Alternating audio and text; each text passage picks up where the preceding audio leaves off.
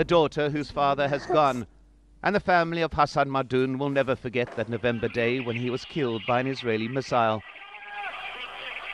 But while the Israelis carried out the attack, the Palestine Papers indicate the Palestinian Authority was involved in discussions about his killing.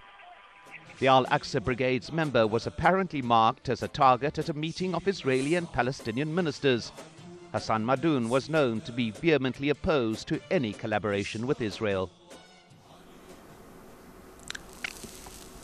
Hassan Madhoun, we know his address and Rashid Abu Shbak knows that.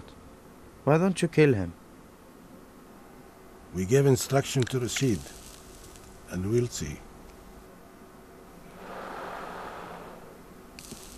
The specific instructions given to Rashid Abu Shbak, a Palestinian security chief, are not known. But within a matter of months after the meeting, Madhoun was killed. The Al-Aqsa Martyrs Brigade, to which he belonged, was gradually assimilated into the Palestinian Authority's security forces, which increasingly became occupied more with eradicating the PA's political rival Hamas than resisting Israel. We'll defeat Hamas if we reach an agreement.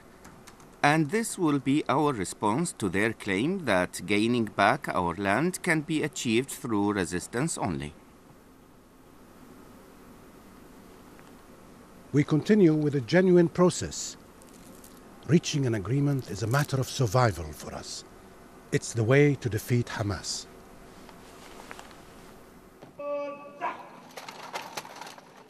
The US, which lists Hamas as a terrorist organization, poured vast amounts of money into training and equipping the Palestinian Authority's security forces. And Palestinian security officers were happy to ask the Israelis for weapons that had been used against them in the past. There's also the request for tear gas canisters. You previously gave us these back in '96. What do you need them for? Riot control. We want to avoid a situation where the security agencies may be forced to fire on unarmed civilians. The crowd control methods of the Palestinian security forces became increasingly hardline, and the US military that had played a role in training them gave a mixed report. On one level, praise for the quality of intelligence that was being provided, but concern expressed about the methods used to obtain it. By the way, the intelligence guys are good. The Israelis like them.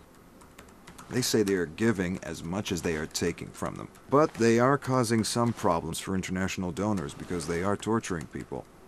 Hamas does it. That's not an excuse.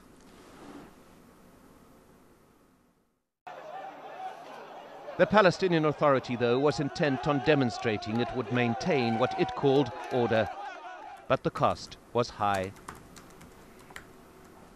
We have had to kill Palestinians to establish one authority, one gun, and the rule of law. We continue to perform our obligations. We have invested time and effort and even killed our own people to maintain order and the rule of law. Here in a Gaza that remains under Israeli siege, the words of Palestinian negotiators in the West Bank appear deeply remote. But the Palestine Papers reveal the extent to which all Palestinians are held hostage to what is called a negotiating process, regardless of where they live.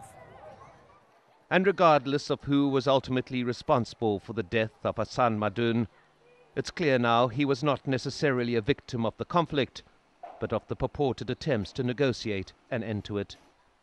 Mike Hanna, Al Jazeera, Gaza.